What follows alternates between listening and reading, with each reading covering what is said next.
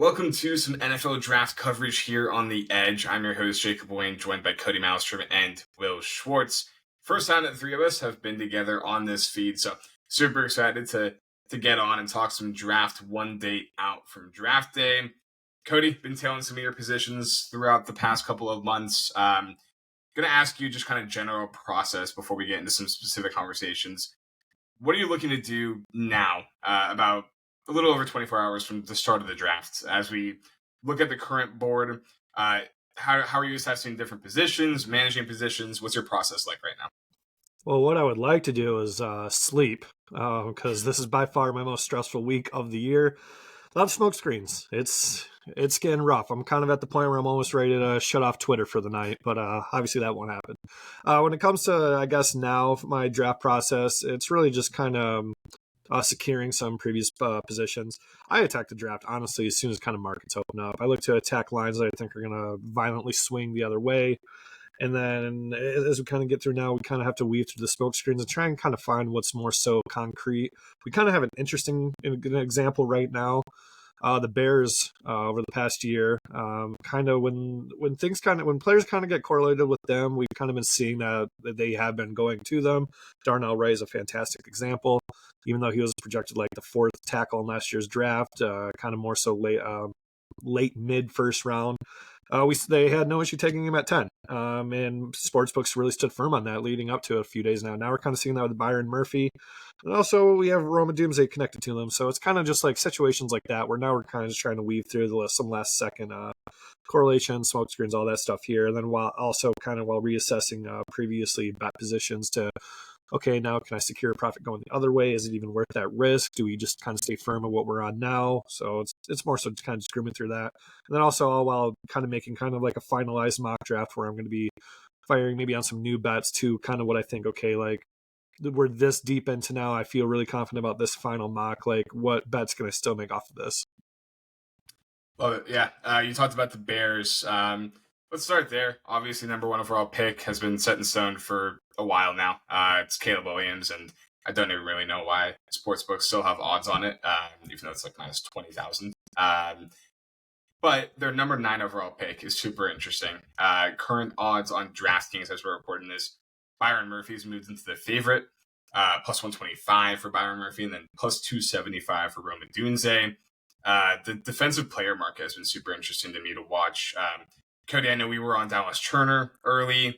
I bought back some lots of Latu, and now Byron Murphy's scaring the crap out of me because I would throw a wrench into both of those guys. But just from a pure prospect evaluation standpoint, Schwartz, I'll bring you in on this. You are obviously honorary Bears fan, living in Chicago for a little bit, now in Cleveland, but still rooting for the Bears this season. Who would you like to see them take out of those kind of top names there, specifically between Byron Murphy and Roma Doomsday? I kind of think there's higher priorities than receiver. I would love to see one of the edge guys get down to them, but I understand that Turner might not get there. And, the Latu thing, there's so much health that it's not worth us commenting on as outside voices. I love Latu as a player. I think he's phenomenal. You guys know that. A lot of people who have talked to me know that, but I can't comment on whether he's worth taking ninth. So I do think that there's better directions to go in than receiver, but I do think Adunze would be great value. He would just add another layer to this offense that has so many weapons all of a sudden. I mean, Keenan Allen has showed up since we last talked.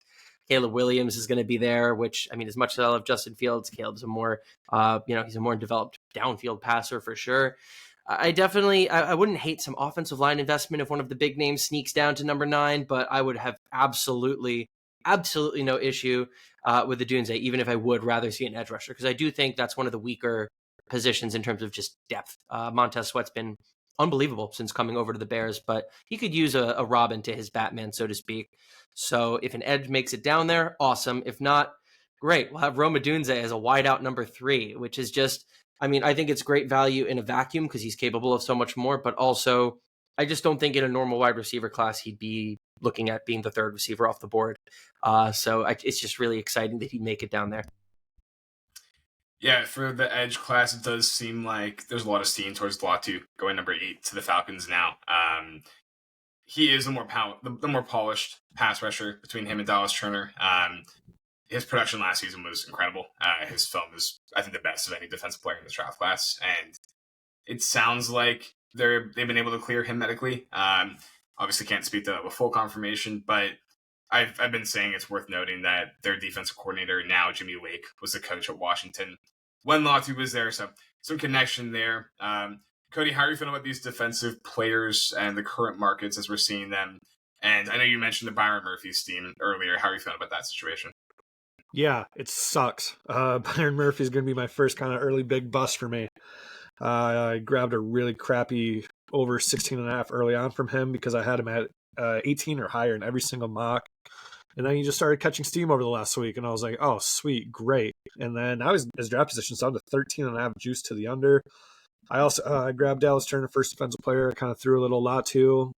He's still kind of correlated. But as I look at kind of grinding the mocks here, which is a fantastic tool to kind of get a more deeper look into kind of where people are being engaged, Latu actually slid the past few days. He's kind of going back towards more so the middle of the round. So I thought that was really interesting. I absolutely hate projecting trades more than anything. This is actually going to be my first. I haven't finalized my mock yet, but it's looking like it's going to be my first mock that I ever put a trade in. I'm kind of looking at a second trade now. Also, I think we're going to see the Falcons trade back. If you're not high on Dallas Turner, then you're kind of reaching for a Latu or Verse. I might just be stubborn. I'm still not buying the Byron Murphy going this early.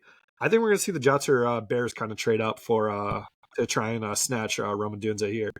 Will kind of said it. In literally any other draft, we'd be talking about Rome as a 1 or 2 receiver easily, if not easily number 1. It's not his fault. He's an absolutely stacked class, which we'll talk about later. But I think we're kind of going to see some move up for Roman Dunze, and then that's kind of going to be maybe an edge fallout here. I really don't know, because if we're kind of talking EDP, it's more appropriate to take Dallas Turner around 10-11 right now. So I think maybe we'll see the Falcons kind of get a little cheeky and trade back a little and just take them there. But also, I mean, we're talking 2 spots. It wouldn't surprise me if they stay and take them at 8, or maybe we'll see if the Latu smoke or the steam was real. Yeah, I think the Jets trading up 2 spots to that number 8 pick is a pretty likely outcome here. They've been pretty heavily linked to Brock Bowers at number 10, and they never fully passed the sniff test for me. So curious to see if they end up moving up for a Dunze. I think he'd be a great fit across from Garrett Wilson in that offense. Schwartz, looking at the Falcons pick with Latu, potentially the spot there. Any thoughts on the rest of these edge players in this class? I think there's kind of a drop off after those top 2 guys. I definitely and I really think there's a big gap between those guys in different ways. Like I think Latu is very clearly the better player if he'll pan out at all. So like I said, I have a really hard time commenting on it without being able to, get into one of Latu's workouts and see exactly what's going on with his medical status. But yeah, I do think if you want an edge rusher, it's very important to go up and get either Turner or Latu. Yeah, fair enough. All right, let's move on to the quarterbacks. That's what people want to talk about. And Jaden Daniels up to minus 550 to be the number 2 pick. Kody, give you credit, you held firm. The Drake May steam happened last week. It seems like we're back to Daniels here. Really interesting just watching this market fluctuate, man, because the Commanders have done a really good job of just keeping everything close to the vest. The only thing that really got leaked was Jaden Daniels' agent last week having an issue with their quarterback super day, however you want to describe that. So seems like we're maybe past that now, and Daniels might end up being the pick at number 2. One thing I do think is interesting is the Patriots seem very high on Jaden Daniels from everything I've read. So I'm curious, is there any scenario where we see the Patriots trade up 1 spot to get Daniels because they're so high on him and the Commanders can pick up a little bit of extra draft capital? Is there any credence to that thought, Kody, from you? No, I think they're going to stay firm, because I also think they're will be just as happy as taking the leftovers of the 3, or really 2, Williams being for sure number 1. I have had to stay firm on Daniels to Washington this whole time. He just more so fits what they're going to want to do. But if you haven't bet on it, I don't hate a bet on May to number 2, only because this number has been kind of getting ridiculous right now. And the fact of the matter is that no one knows who's going to number 2. No one, absolutely no one. There's no concrete from anyone right now. from at least the people that I kind of trust with throwing intel out there.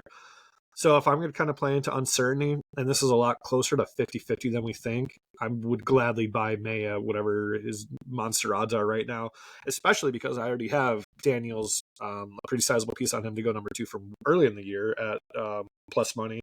Now, if I can get May, I'm just going to sit in there and just hope it's not one of the craziest, most egregious number 2 overall picks of all time. And just hope it's one of those two. I don't believe in the JJ to number 2. I do think it's a tier A Williams, tier B Daniels May, tier C JJ. So yeah, as long as I have like those two in my pocket, I'm pretty happy. Calling JJ McCarthy the most egregious number 2 pick of all time when we had not even that. I'm just like literally anyone like shock level of egregiousness. I mean, okay, so I wouldn't put JJ into egregious, but like I meant more so if it's not one of the quarterbacks of those two, like I would just be absolutely mind blown. Yeah, like if they took like Marvin Harrison, like something like that. That's more so what I meant. Yeah, I was gonna say we had Zach Wilson go number 2 just a few years ago. So, Schwartz, hey, that's the quarterback now. Yeah, we'll talk about that in a minute. Schwartz looking at the quarterback crop at the top of this draft right now. I have been hearing a little bit of buzz around JJ McCarthy to the Patriots at 3. He's actually down to plus 250 for the number 3 pick now. Drake May minus 250. Expecting Jaden to go number 2. How do you kind of see all this shaking out, Schwartz? Yeah, and it's also worth noting that JJ going 3rd doesn't necessarily mean going to the Patriots. We could get out of that pick with the Vikings. We could get out of that pick with even a team looking to move up just a couple spots. So it's worth noting. I would feel very bittersweet about that, obviously. As a Patriots fan, a Michigan fan, I'd love to have JJ win with my team, but he can't win with my team because no one can win with my team. I feel really bad for any quarterback we take, but I'll go big picture and go back to this. The number 2 pick is kind of where what this all hinges on, really. And how that plays out is going to really dictate the rest of the quarterback market. Number 1, we all know what's going to happen. Like we said, there's no reason that there should even be odds out on it. Number 2, I think it's Drake May. This is my best bet. My best bet was going to be JJ McCarthy to go under 5.5, but that steamed from 135 to minus 175 since I sat down to do research and we got it. Like we said, volatile markets. Keep an eye on the JJ draft position, but I don't like the line right now. Anyhow, I see Drake May going 2nd to the Commanders. I want to talk about this whole Cliff Kingsbury running quarterbacks narrative because I actually despise it. I think it makes absolutely no sense. The only Cliff Kingsbury narrative that would have made any sense to me is if the Bears hired him. Oh, the Bears, like before the Fields trade actually happened, where people were trying to figure out Fields, Caleb. Yeah, fine. The Bears hire Caleb's offensive coordinator. You can talk about now they're going to take Caleb. But the Commanders, Cliff doesn't only coach running quarterbacks. He coached Kyler Murray, but he coached Caleb Williams. He coached Patrick Mahomes. We've got these mobile but not runner, big-armed quarterbacks. That's Drake May. And I'm not saying that Cliff means they're going to pick May. I'm just saying he definitely doesn't mean they're going to be picking Daniels. And this May eval, it's been going all over the place the last few months. Coming into this season, he was seen as such a clear number 2, if not even a 1B to Caleb's 1A in some eyes. It's just hard to believe that teams have turned around, specifically the Commanders have turned around on him so much. So I'm thinking it's Caleb, breaking news, then Drake. 3rd, I think if the Pats stay pat, I do think it's going to be Daniels, Marvin at 4, and then the Vikings come up to 5 and take McCarthy. That's my pick on how it all shakes out. But, it's really, I think it's going to become way clearer after we see who, the Commanders take at number 2. Kody, you still think the Vikings trade happens? Yeah, I just don't think you trade for that 2nd first-round pick with no true intention other than to move up in the draft. Yeah. One thing I was thinking about earlier is the Vikings, I think they might be waiting to see how the top quarterbacks get taken. We saw the 49ers end up moving up in that draft class where they landed Trey Lance. They traded up without knowing who was still going to be on the board for them, and they didn't even know who they really wanted out of that class. That's not to say that the Vikings are in the same boat. Like, I think they probably know who they want. I think they want to see how this shakes out at the top, and then they probably have the framework of a deal in place. I think the more interesting conversation is that with Arizona, or is that with the Chargers at 5? I do see right now McCarthy's down to plus 180 to be the number 4 pick, so potentially some steam towards McCarthy going for the Vikings trading up to number 4, and then all bets are off at the number 5 pick. Cody, where do you think the Chargers are at kind of in their process right now?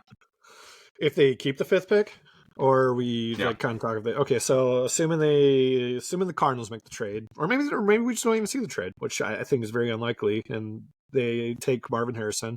So I'm going to go into this with Caleb, Jaden, Drake, and Marvin off the board. First off, we're getting so deep into this draft process. This is the part. This is where we're at right now.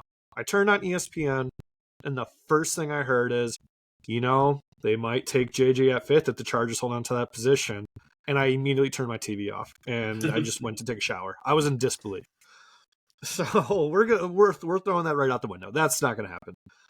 So to me, it comes down to two things. Either you're even going to take Malik Neighbors, who would be the next tiered receiver, because they desperately need receiver help. And then I think, well, they've been really vocal about wanting to kind of build the trenches and start kind of getting the ground game back going. So that leads me to offensive tackle. Me and Wayne talked about this, I believe, in the last video we did. Joel just really doesn't fit that system. He is, in my opinion, still the best offensive lineman. But if we're talking just an absolute straight bruiser who's going to be more geared towards the ground game, and we're also kind of talking about someone who the Chargers have been linked to, it could be J.C. Latham. Absolutely mountain of a mauler of a man.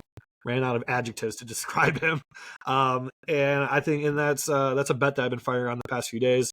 Him to go 5th overall, him to be first offensive lineman, or him to be first non-quarterback taken, just in case the Cardinals do trade and we go 4 quarterbacks in a row. I have an 80-1 ticket now on me.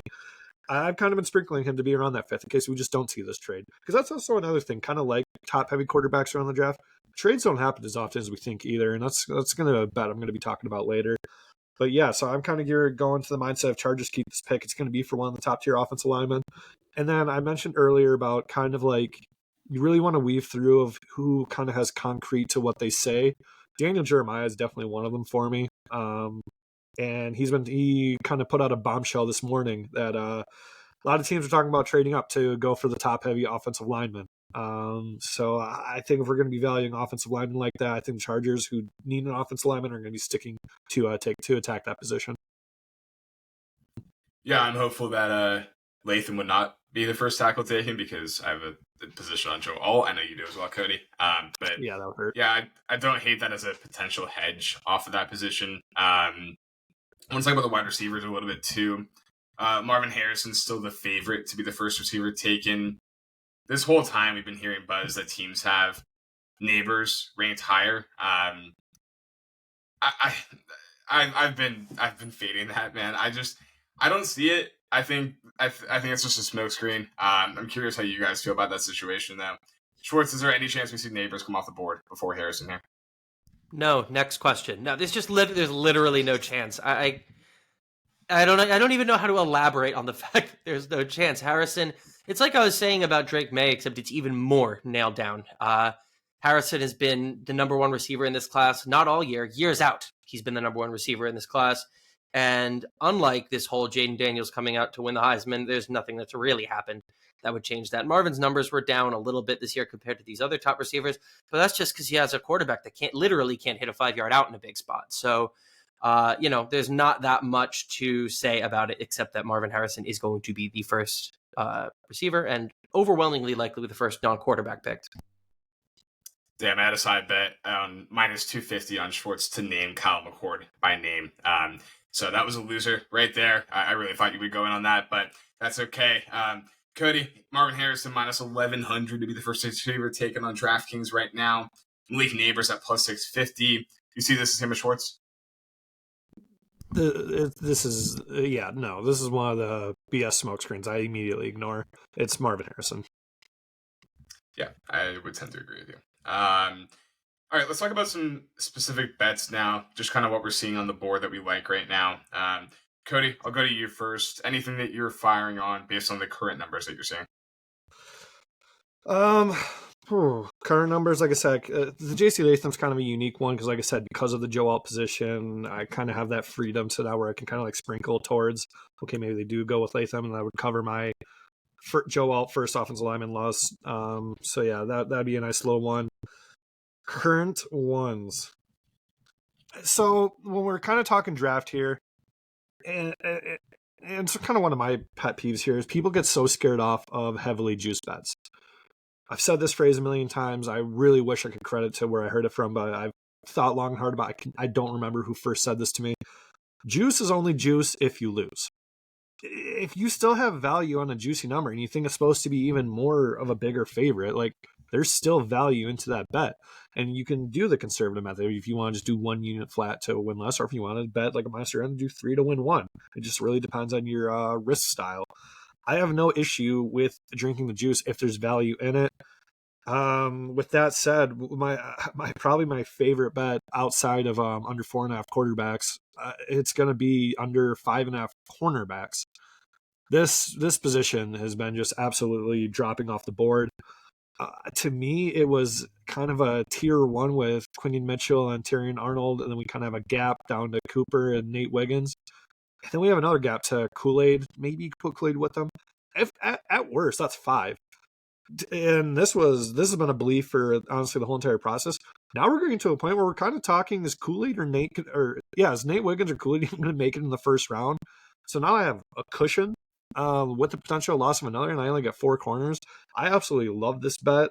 The only issue, I don't know what the best number available is right now. It's a market I was going to look at tonight to see if I want to add more to it. I think I got it minus 250. I think it's around like 300, 350. I honestly still take it. I really don't know what my stop point for this would be. Maybe like minus 800. I truly think Nate Wiggins honestly might fall out, which is kind of a lot. He is undersized, but also just it's not really a highly coveted position in the later round of this draft. A stop point would be the Chiefs. And if my 5th guy goes to the last pick of the draft, well, then I can cash my bet already. So yeah, that's definitely one of my favorite bets right now. Yeah, I agree with that, and actually correlates nicely with my other pick that I like as far as positional value in this draft. I have fired on over 6.5 defensive linemen or edge players in the first round. I grabbed it at plus 190 on Caesars. 190 value would be implied odds of 34%. I think it's worth mentioning too, like, if you want to get a feel for what these odds actually mean when you're drinking some juice on some of these numbers, like, go plug it into an implied probability calculator and you can see, like, okay, this means that there's a 70% chance. I actually think there's a 85% chance, whatever the case may be. I think that's helpful for your process. But as far as the defensive linemen go, Dallas Turner, Laiatu Latu, Jared Verse, locks to be first round picks. Chop Robinson, I bet on him under 26.5 last week. I think he's going to the Bucks at 26, if not earlier. Byron Murphy, we talked about, he's been steaming up. And then there's 2 more guys in this class. Darius Robinson has moved from, I think he opened as low as like plus 150 to be a first round pick on DraftKings. He's now at minus 400. He'll be in attendance at the draft. And I think there's been a pretty significant rise in his stock over the pre-draft process. And then Johnny Newton, one of my favorite players in this class, 102 quarterback pressures since 2022, 24 more than the next closest defensive tackle. So that right there is 7 guys. I don't see more than 7 guys, so it's a relatively narrow outcome where we need all 7 of these guys to hear their name called on draft night, but I really do think that's going to happen, and I would put this closer to minus money towards over 6.5 defensive linemen, so I love the value here. Kody, any thoughts on that market? Yeah, no, I absolutely love it. And it's one that I've actually been looking at firing on. I'm going to wait till the last update of grinding the mocks tomorrow, because what it's going to come down to is the final position or the final couple of players, what you said. I've already wagered on Newton to be in the first round under 32.5, basically same bet. And Darius Robinson's been someone I've been trying to get in the first round of all my mocks, and I finally started doing in the last 2. And to be honest, I've had him to, I believe, 49ers. Check it right now. Yeah, I had him to the 49ers in my last one, and I'm still uncomfortable with that. I want to put him even more. I know he has also been linked to the Lions. I think that would be absolutely massive. I would love to have him on the Lions. So yeah, to me, with that as the drop off, Johnny Newton going a little before, Chop a little before, those 3 kind of going late first. I really like that bet because we already got Byron in the 3 edges. There's your 7 right there. I think that's a lot more comfortable than kind of what we think. Like I said, it's really just coming to me. I'm looking at my mock right now. It comes down to Darius Robinson being a first, and I like him more than where I have him at 31. Yeah, I really like that bet. Yeah, Darius Robinson feels like a lion for sure. Schwartz, any thoughts on those two markets that Kody and I brought up? Not too much. You guys covered it. You guys dig into the draft individual markets way more than I do. I think about prospects at times, but I don't really get into draft betting nearly as much as you guys do. So I think you guys have that covered really heavily. Schwartz, I know you have some thoughts on Chop Robinson, though. I'd love to hear him. I have a hard time figuring out where Chop is going to land because I haven't dialed as much into mocks and those kind of things. But I love Chop as a player. He was a one-man wrecking crew against Michigan, for instance. Like, he individually was one of the biggest threats to Michigan's undefeated season until we had to completely change the O-line scheme for the rest of that game. And that wasn't an isolated incident. He was one of the best. He was probably the best player on Penn State this year, which was a very solid defense.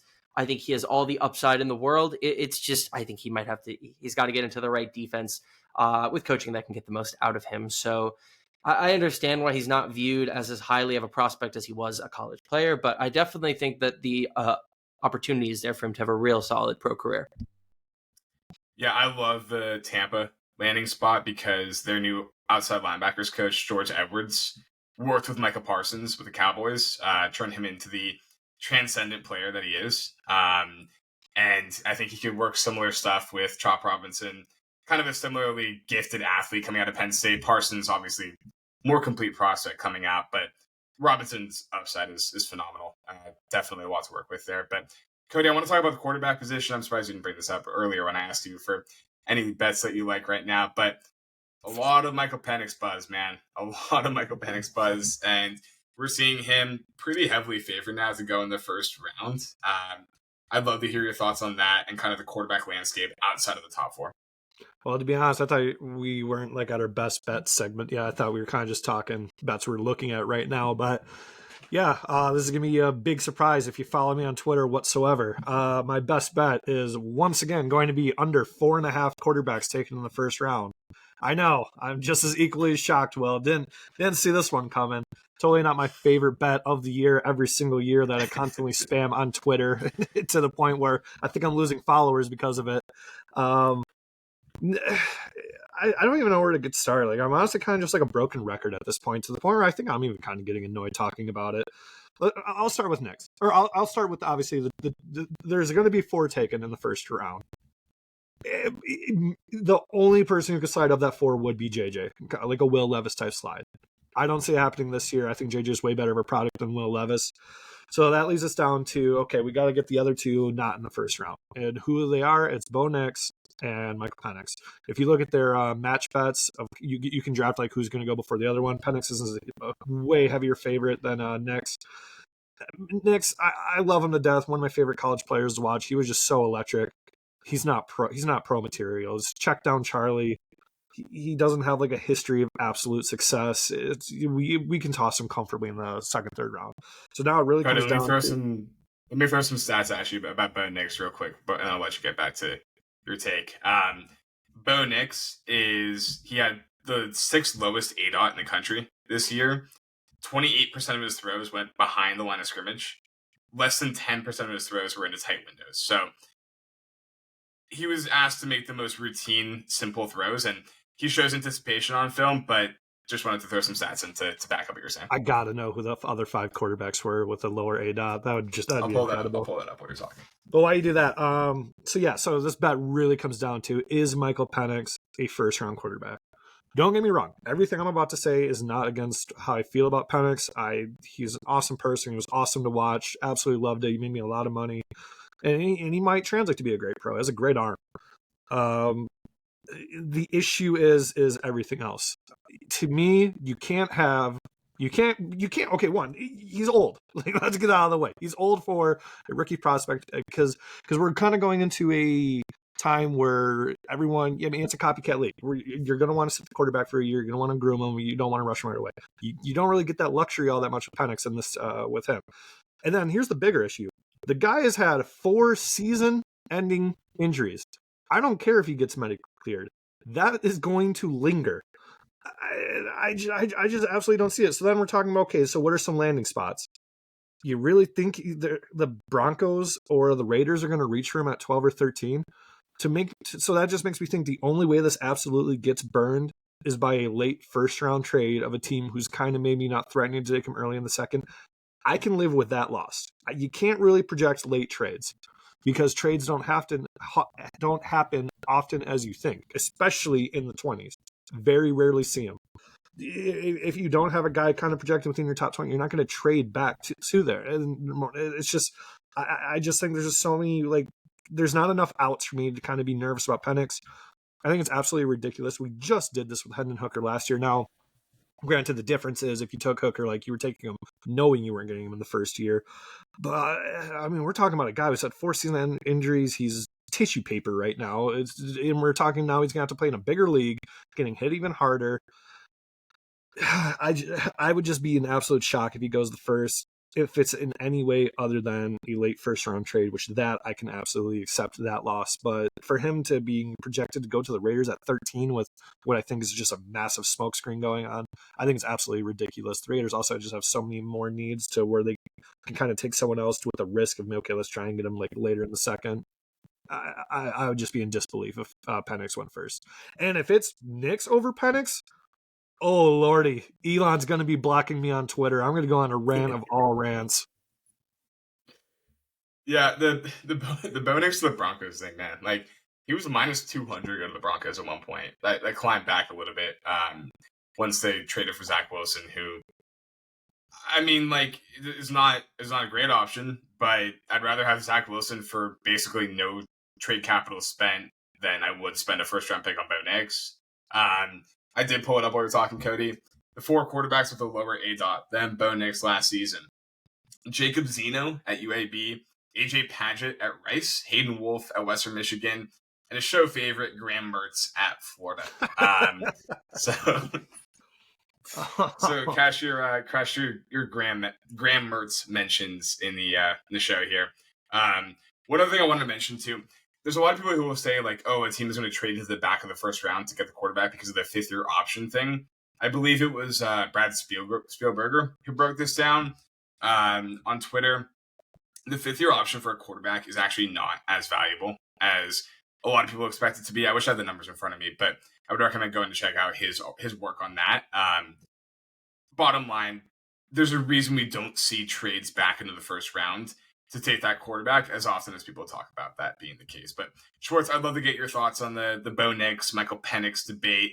Do you see either one of those guys making it into the first round? Yes, absolutely. I think Cody's bet is DOA. I mean, obviously there's a reason it's plus 250 or whatever it was you got it at. I know Cody's not saying it's like a lock or, should be minus money or anything. I just don't think it's worth playing at all. Listen, the consensus does not have to be that these guys are first rounders, and it shouldn't be. Neither of them is a first rounder. Bo, I mean, like, maybe if he had switched to slot last year and like put in a really like a 1,200 yard season, he could be a first rounder because he's got some feet on him. But as a quarterback, no, he's not a pro. He's not worth a day 2 or a day 3 pick. And Penix is awesome, but I think he qualifies for Social Security pension stuff next year. He also has 16 different injuries. He doesn't really move. He's a lefty. So neither is really a first rounder, but all it takes is one team who really needs a quarterback. And man, there are a lot of teams that really need a quarterback. All it takes is one team to take a stab at either one of them. 4 quarterbacks are going to be gone in the first 5 or 6 picks, most likely. So that means we've got like 26 other picks for one team to decide, okay, fine, this is the year we need a quarterback on a rookie contract. Bo Nix is the best we've got. Michael Penix is the best we've got. All it takes is one team. But no, I have drastically different thoughts on Penix and Nix, as you guys could probably tell, but the end result is the same. I wouldn't spend a first round on them. I think someone's going to spend a first round on one of them. Maybe someone's going to spend a first round on each of them, but that's a little less likely. I mean, 2 teams making wild reaches is a bit much for me. But like I said, all it takes is one team that sees the board differently than the 3 of us do for Bo Nix to be a first rounder, top 15 pick even. It's ridiculous. I'm going to bite my tongue of what I'm going to say next, but because I know it's going to come back to bite me. But I think teams are just getting smarter. We're not really seeing this prehistoric mindset anymore. Like, I think we're actually seeing teams kind of factor more math into the NFL draft process. We were talking about Will Levis being a round 2 product, and he got up to we screened at him to being potentially the 4th pick, 3rd pick, whatever it was. And look what happened to him. He dropped perfectly healthy, just a raw, absolute arm talent. Now we're kind of factoring in the same thing. Older player, far worse medical history, I would just be in absolute kind of shock here. But at the same time, I'm even nervous just kind of complimenting that we're kind of having a smarter league from these absolute dinosaurs running things here. I could easily be just as wrong because, like Will said, all it takes is just someone to be like, all right, screw it, like we'll just take them. And that's I was how going to say, burned. this is a comment on a smarter league coming from the guy who thinks that he should be paid $250,000 by a team to sit in a lawn chair and tell them to go for it on fourth down. Man, I never said $250,000, and it wouldn't be going for all the time. And I know I'd be a lot right. I'd be right a lot more than what we see now, especially with the Lions. But we don't need to get started there. But yeah, I think last year kind of was really eye opening to me of what we saw, what happened with Will Levis. And I can't get that out of my head to now we kind of have someone with even more red flags. Yeah. So I want to bring up a few numbers here. We've only had 5 quarterbacks in the first round in 4 previous drafts, and we've only seen 2 quarterbacks in NFL history older than Nix or Penix get drafted in the first round. These are old quarterbacks, and they're even older because they got the extra years of eligibility because of COVID. So these guys are going to be older than, they're going to be both 24 during their rookie season. Like, they basically are what they are at that age. And then you look at the team fit. So I think a lot of people have talked about if the Vikings don't make that trade up, could they be in play for Michael Penix, particularly at 23, probably not at 11. The issue that I have with that is their new general manager, Kwesi Adofo-Mensah, is an analytics guy. He's extremely smart, in my opinion. He comes from, all the math background and all that. I find it really difficult to believe that he would look at the profile of Michael Penix and think that's worth a first-round pick. One other thing I want to mention about Penix is the injury stuff. It's not just that he had the season-ending injuries. To me, he's a quarterback that doesn't want to get hit ever. Whenever he's under pressure, he fades away from the pressure and he throws some ducks sometimes, but his accuracy under pressure is awful. It drops by over 20% in adjusted completion rate, which, you're going to expect some drop off under pressure for every quarterback, but particularly for Penix. And on over 150 pressure dropbacks, he had 5 total scrambles last season. He's not going to offer you anything with mobility. And I know he ran a good 40 time, but he's just the wiring isn't there for him to be a mobile quarterback in the NFL, in my opinion. You look at it right now, you can look at player to be drafted by a specific team. Kody brought down the Raiders a little bit. It's not happening at 11, man. That's just not. I don't see that. I talked about the Vikings. The Broncos are not spending a first-round pick on either one of these guys. I think they would not have gone out and gotten Zach Wilson if they believed that they were going to take a first-round pick for one of these. Then you look at teams like the Seahawks. Same deal. They just traded for Sam Howell. They're not going to spend a first-round pick on a quarterback this year. You've only done it 3 times in franchise history anyways. You just start to run out of team options really quickly, man. And I'm right there with Kody. I know this has been seen towards the over 4.5 quarterbacks, but I'm fading the market here. Give me under 4.5 first-round quarterbacks at plus money. Kody, any final thoughts on this market? Same thing happened last year. This is why it's one of my favorite bets of the year. The public just absolutely loves it. We do the same thing every single year with quarterbacks. And like you said, it simply just does not happen. It just gets steamed. People just want to see all these quarterbacks go. And quarterbacks are just the thing to talk about on ESPN. So as soon as a big name who's really not well connected whatsoever, makes a statement about Joe Blow is going to Baba blah, it's just, boom, public sees it and they just absolutely hit the over. Like I said, I'm a broken record. It's the same thing over and over again. History repeats itself. Well, only is the under, because there's no reason why me, who is on my laptop doing the math here, all this, looking at the markets, should kind of have a better mindset than what these multi-millionaire GMs and all this are doing, running a whole organization. It blows my mind. And like I said, history repeats itself. We saw this last year. The over got absolutely steamed into oblivion. I hit the under. I hit it again.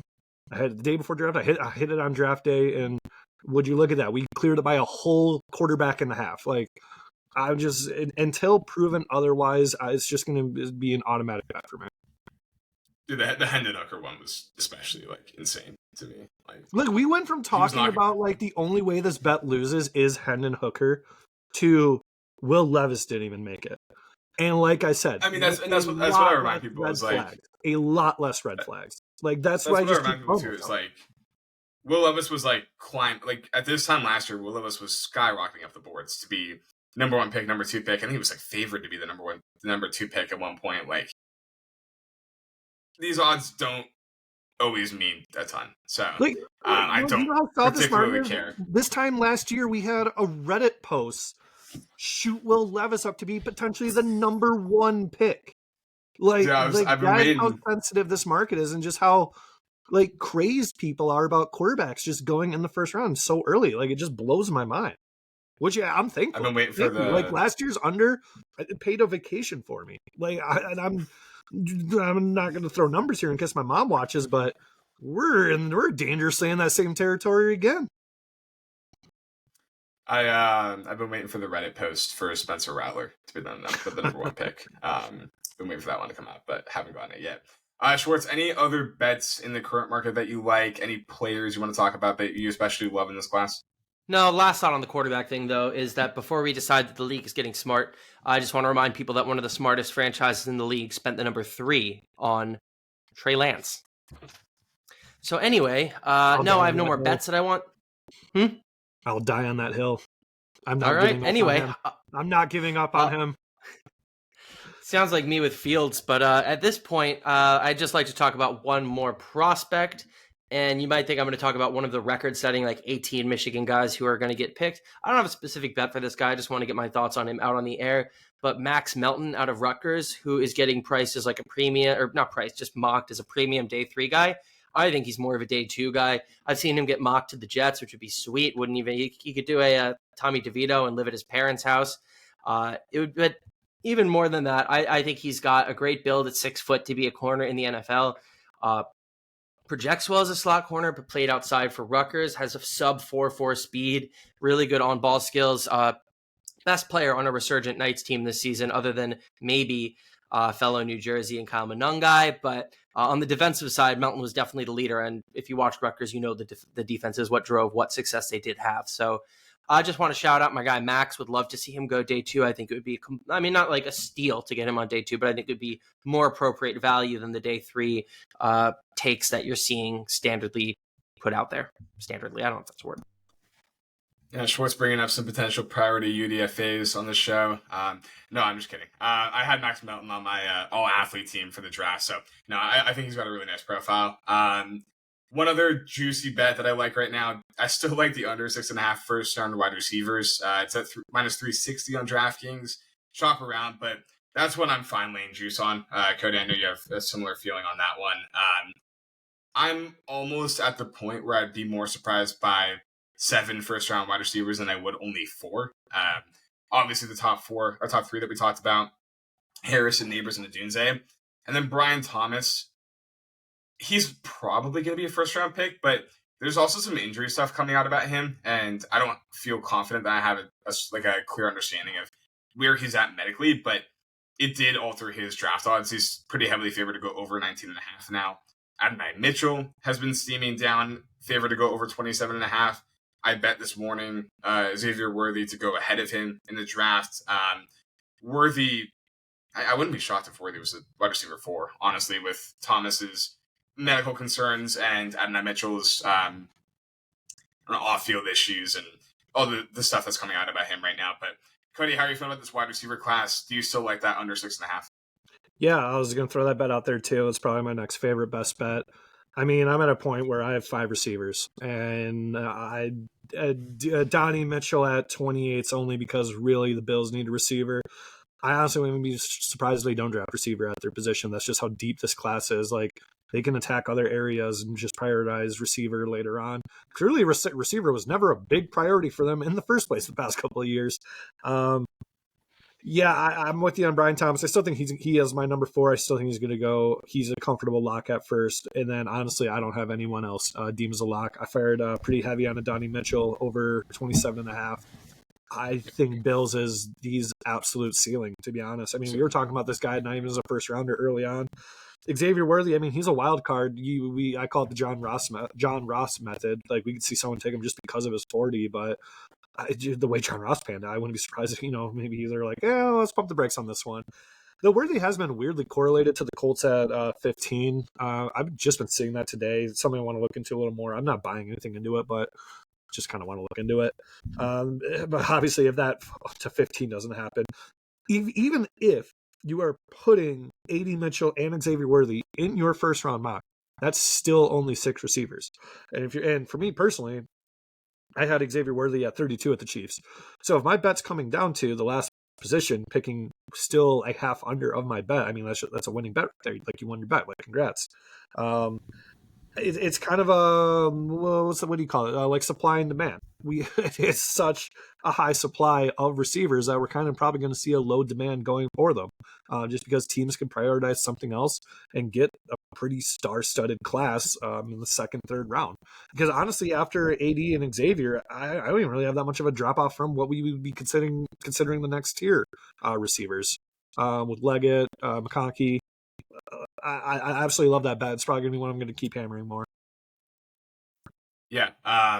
Xavier Worthy was at 15 of the Colts in Matt Miller's final mock draft that he posted today for ESPN. He said he has some intel from them that they could be in on Worthy. We'll see. Worthy is the type of player. It's almost like with Henry Ruggs and where he went in the draft, where like there's going to be a team in this class that is extremely high on him. So I wouldn't be shocked to see him sneak into the top 15. I wouldn't be shocked to see him fall to the first round. He's got a pretty wide range of outcomes here. Schwartz, any final thoughts you want to get out? Any fired out your Max Melton thing? Anything else? No, I'm about ready to get out of here. I do think the receivers thing is a good call. Like, I don't see why there's a reason to, if you miss out on one of those top guys, I don't think there's much of a reason to go first round receiver. It's such a deep class. You can get Roman Wilson and his sub 4.40 and his one drop season hands, into day 2. Like, I agree with that. But no, I'm about ready to go. I'm excited to see where all these guys end up. Kody, any other bets you want to hit on before we get out of here? Honestly, no, not really current. Like I said, everything right now is kind of just shoring up older positions, kind of just trying to guarantee a profit. One more that I wanted to give out here that has since moved was Amarius Mims under 22.5. But that's steamed. It's down at minus 225 on BetMGM. So I wouldn't take that at 21.5. So make sure you shop around and see if you can find a 22.5 on that one. But yeah, again, I think the point that Kody made about juice is a good one. This is not betting on money line in a game where there's a ton of variance. If you have a very strong take on something information-wise, like, don't be afraid to lay some juice on it. So, gonna be exciting. Check out the rest of our NFL draft content. We're gonna be doing some recap stuff for teams, which I'm really excited to roll out. Talking about how teams fared in the drafts, looking at some futures markets. We'll do team specific breakdowns on the draft classes. So excited to get into those and looking forward to draft night. Appreciate you guys joining us, and please like and subscribe. We'll catch you on the next video.